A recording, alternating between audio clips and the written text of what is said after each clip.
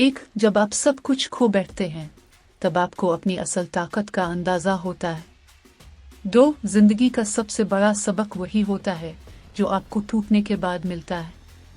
3, जब हालात आपको पीछे धकेलते हैं वो दरअसल आपको आगे बढ़ने के लिए तैयार कर रहे होते हैं। 4, अगर जिंदगी आसान होती तो हम कभी अपनी असल सलाहियतों को दरियाफ्त ना कर पाते। 5, हर मुश्किल वक्त आपके अंदर छुपी सलाहियतों को बेदार करने का एक जरिया होता है।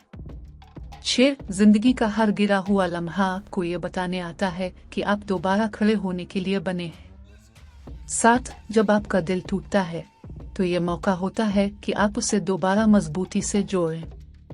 8, जिंदगी जब आपको तोड़ती है तो वो आपको एक ऐसी ताकतवर इंसान बनाने के अमल में होती है जिसका आपने कभी तसव्वुर भी नहीं किया होता।